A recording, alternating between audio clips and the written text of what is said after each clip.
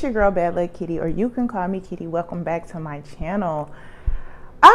Okay, so this will be the last house hunting video that I post in regards to house hunting for myself. If I go with other people or whatever, then I'll share. If they're comfortable with that, then I'll share.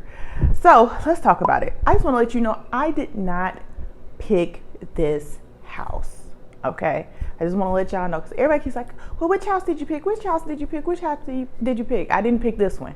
So you can go ahead and just chip chop this one off the list, and I will explain to you why. It's been a journey. So let's get into the video.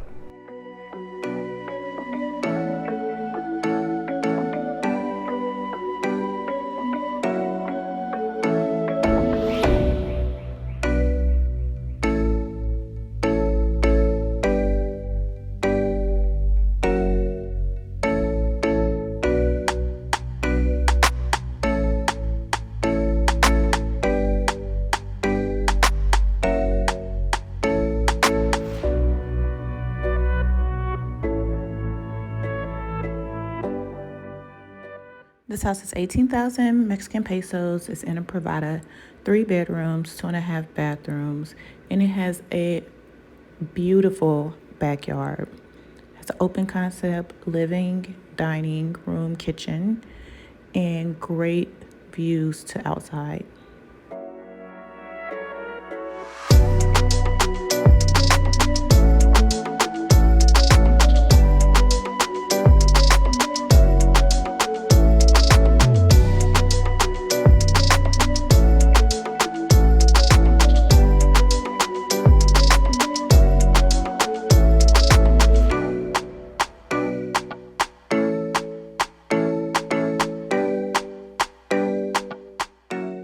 The landlord had her pool custom designed in this Privada. It also has security wire as well as waterfalls that cascade out of the back wall. She has guabaya, melon, and peppers growing outside already. Downstairs, there is a half bathroom along with a laundry room, a service walkway that includes the hot water heater, water pressure system, as well as the pool equipment.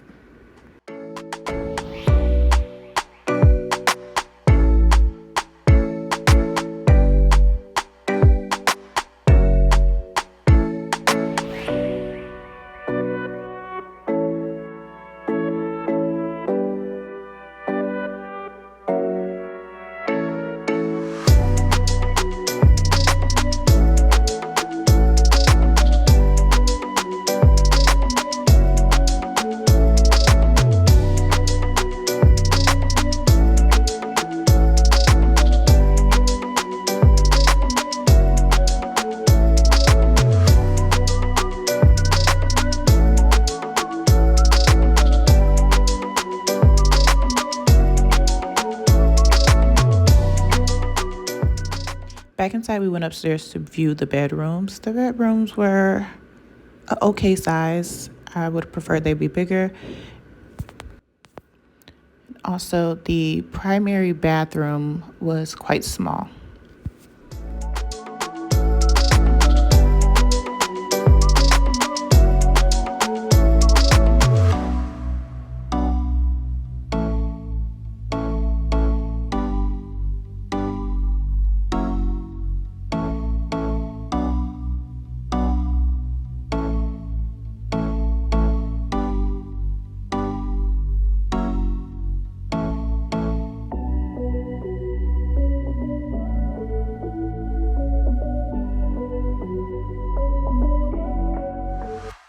I did appreciate that each bedroom had really good storage, as well as storage in the hallway.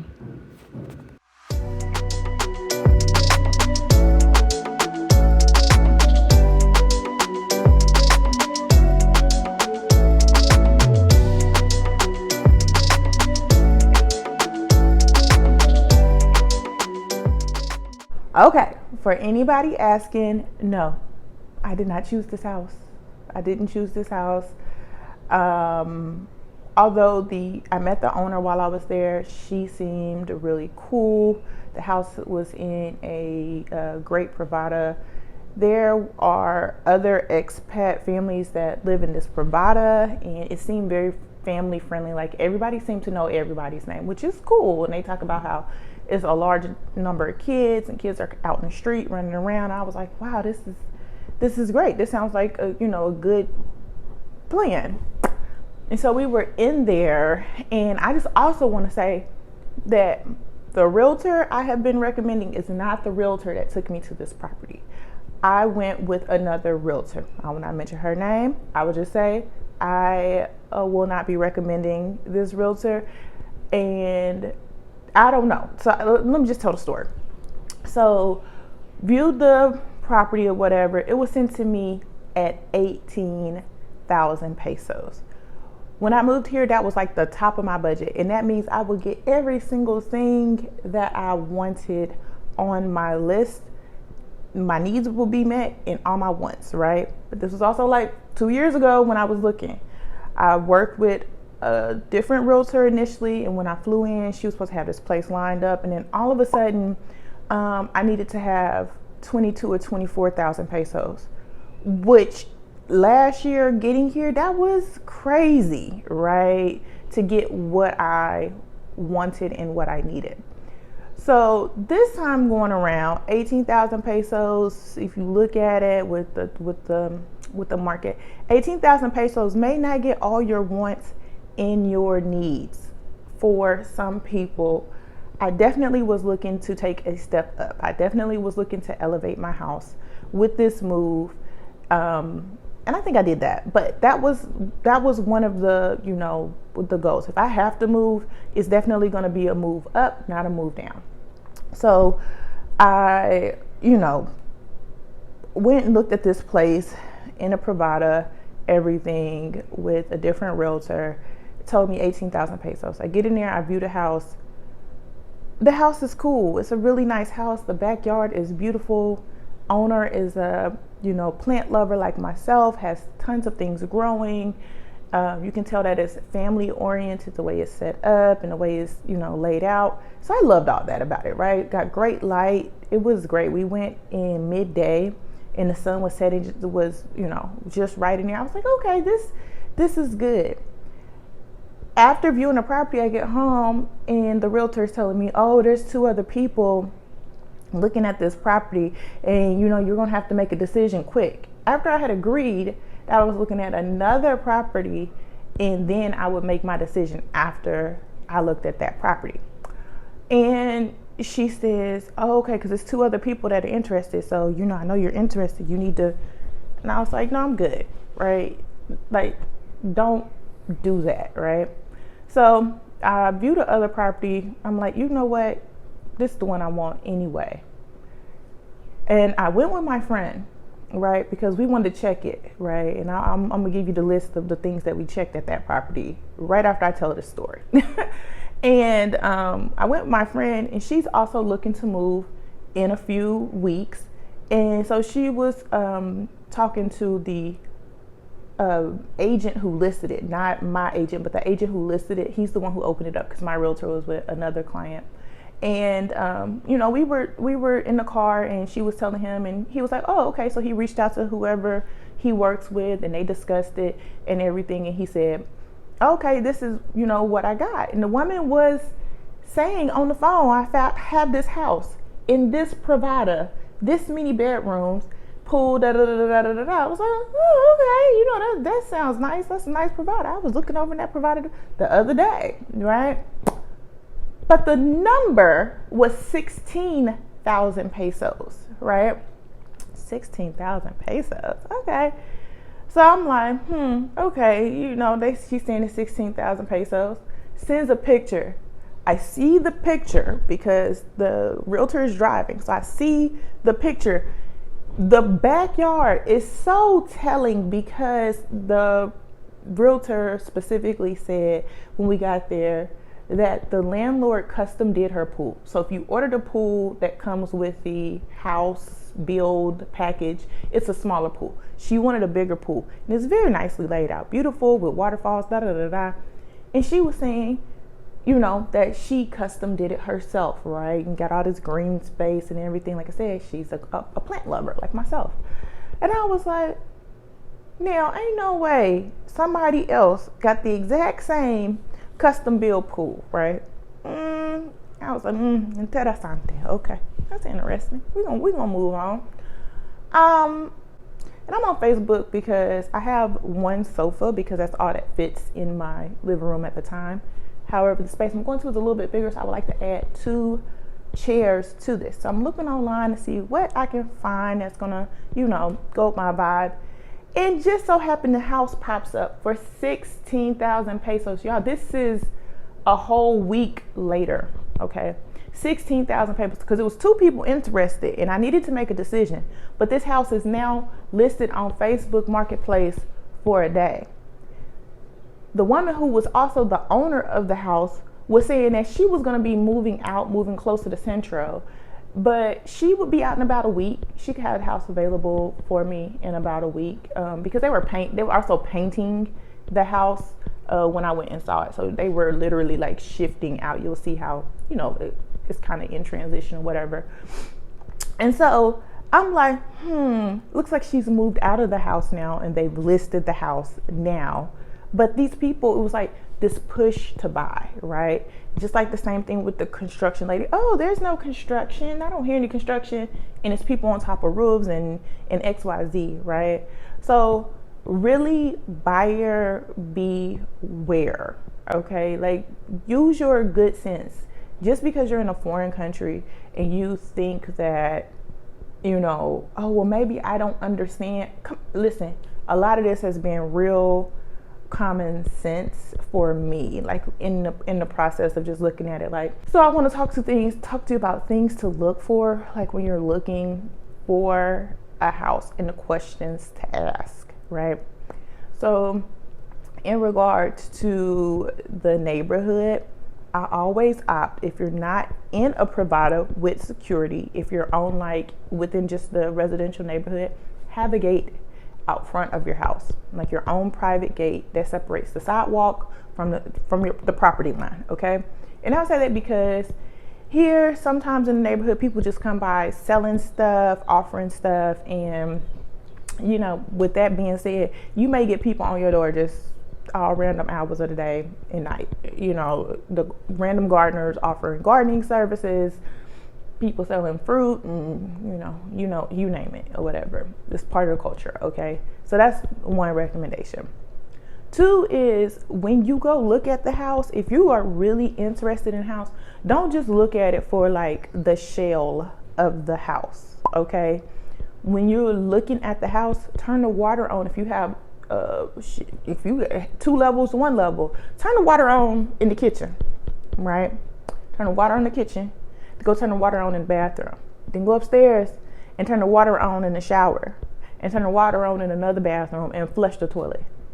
And if it, you know, it might take you like 1 or 2 people, and then determine what your water pressure is looking like. Okay, like here, we can't run the outside water in the upstairs water, right? Don't ask me why.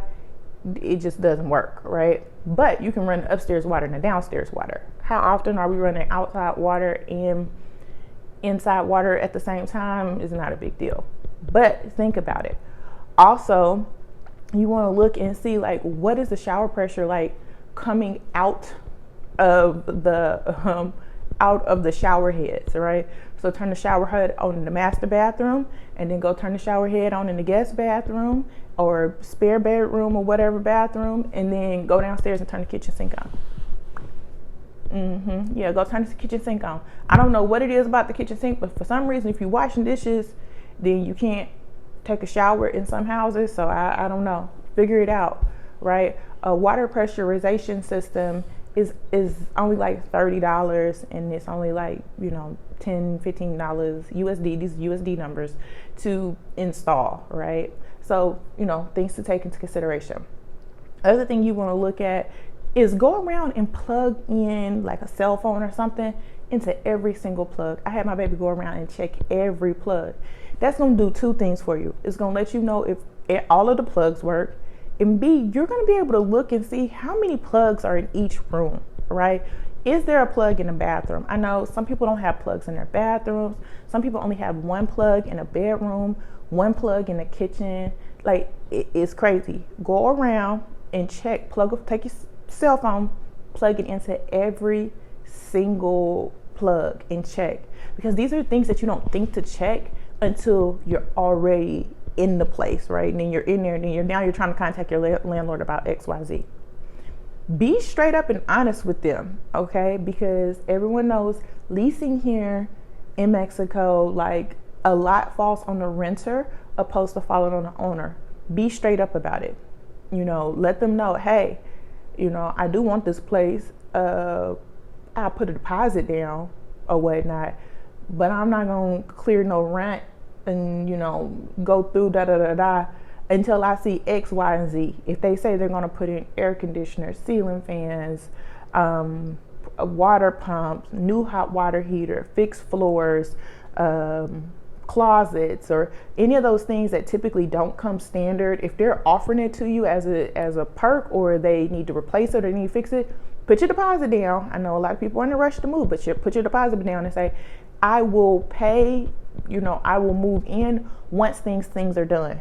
Because something changes, you know, something changes once the landlord gets all that money in their hands.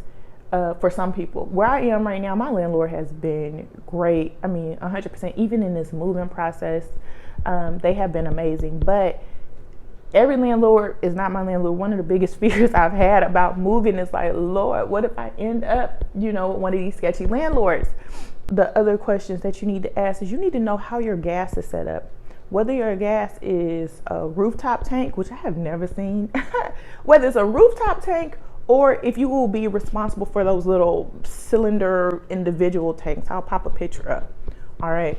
You know, you just have to figure it out. A family my size, I realistically think we could be better than okay with just those little cylinders.